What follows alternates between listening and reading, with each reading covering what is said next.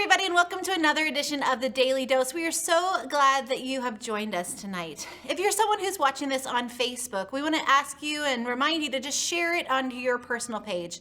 It gives us the chance to share more about the good news of Jesus Christ with other people. Right now, we're in a time where people need to be more connected than ever. And so if you're someone who would like to be connected to Calvary and to other people at Calvary, we want to invite you to join one of our virtual Connect groups. You can do that by going on our website at www.calvaryalex.org. You'll find a link where you can join one of our Connect groups. It just says that you're interested in it, and we'd love for you to be connected. Also, if you're a person who today you're finding yourself kind of struggling, kind of in need of some help or some prayer, if you go to our website, there's a button that says Help and Prayer. Just click on it and we'll get a hold of you and we'll be praying with you through this time. So now please join us in a time of worship. Hey friends, happy Monday. Let's sing.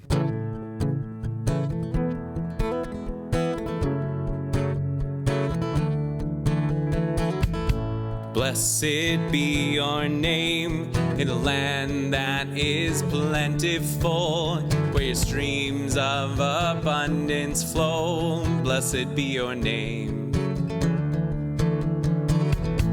Blessed be your name when I'm found in the desert place. Though I walk through the wilderness, blessed be your name. Every blessing you pour out, I'll turn back to praise. When the darkness closes in, Lord, still I will say, blessed be the name of the Lord. Blessed be your name. Blessed be the name of the Lord. Blessed be your glorious name.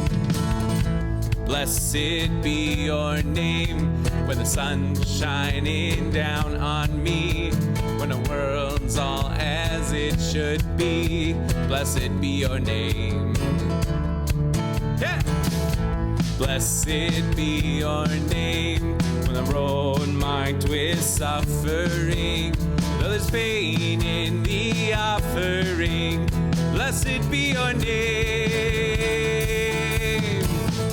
Every blessing you pour out, I'll turn back to praise. When the darkness closes in, Lord, still I will say, blessed be the name of the Lord. Blessed be your name. Blessed be the name of the Lord. Blessed be your glorious name. Blessed be the name of the Lord. Blessed be your name. Blessed be the name of the Lord. Blessed be your glorious name. Don't stop believing. Hold on to that feeling. Street lights, people. Don't stop believing. Hold on to that feeling. Street lights, but people. Don't stop. That's right. Don't stop believing, folks. You guys have a great day. Amen. God bless. So a couple of years ago, I was sitting in the pickup line of my kids' school, and it was like about this time of year, and so I had probably done it 160 days in a row. And so I get there about 3 o'clock, get ready to get my kids, and so I got there early this day. And I had a really rough couple of days. I just was tired, and I was burned out on life, and I was tired of the monotony of kind of getting there and doing the same thing every single day. So I'm sitting in my car, and I kind of put my head back on the headrest, and I'm waiting for my children to come out of their school. And as I'm sitting there, I sort of have this daydream. I have this kind of imagination. I started daydreaming that I would just take my car and leave the pickup line and then drive until I had no gas anymore, and then find a hotel, probably a really nice hotel. And I would check in and then get my room and order room service to my room and watch a movie and then eat my food and then sleep and sleep and sleep the next day until I woke up, and so there wouldn't be an alarm. And so I had this sort of fantasy, this sort of daydream. And I was only awoken by my daydream, by my children getting in the car, and I kind of turned and looked at them, and I first immediately started to feel guilty. I started to feel so bad that I just had this fantasy, this daydream about leaving them and driving and staying in a hotel that night.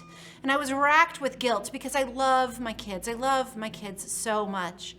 That whole evening together, I just couldn't shake the fact that I had this fantasy about leaving them, and I felt really, really bad about it. And fortunately for me, the next day, I had a counseling appointment. So I went to my counselor, and I told them all about this daydream, all about this fantasy that I had that bothered me so deep to my core. And as I'm telling him, he's sitting there and he's writing notes down and he's looking at me. And then afterwards, I was waiting for him to say, yes, you are a bad mom. You cannot leave your children. And instead, he looks up from me after I tell him my story and he says, wonderful. And I looked at him and I said, wonderful? Wonderful? I just told you that I thought about leaving my children. I thought about leaving them at school and abandoning them. And he said, but you didn't. It's wonderful. He said, it's wonderful because you didn't do it, but your mind is telling you that you need something. Your mind is telling you that you need some rest. You need to sleep until you wake up. Wonderful. That's wonderful. Lately, I've had a lot of conversations with people who are struggling about how to trust God during this pandemic. Friends who have called me and said, I know that God says that I am not supposed to fear, but I find myself with so much fear that I'm going to get sick. Or friends who say, I know that I should pray more, but I just find it hard to find the words. Or other people that say, I know I should be doing more during this time. I just feel paralyzed to do anything. Or friends that say, I know I should listen to God more and that I shouldn't worry so much. I shouldn't fret about things. Or I have a couple friends who are essential workers that have said, I know I should trust God to get me through this, but I still wake up in the middle of the night every single day. And if you, my friends, you are struggling to trust God through this, to you I say, wonderful.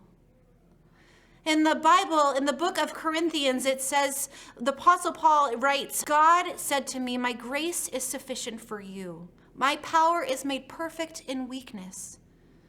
You see, there's nothing that you should be doing more of. There is nothing that you should be doing more of. Your insufficiencies, your struggles, your weaknesses. Wonderful, because that means that you need Jesus.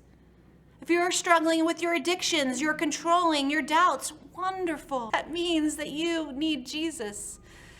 Your fear, your anxieties, your sadness, wonderful, because that means that you need Jesus. God's grace through Jesus Christ is absolutely enough for you. It's enough for me and for all of us. Isn't that just wonderful? Amen.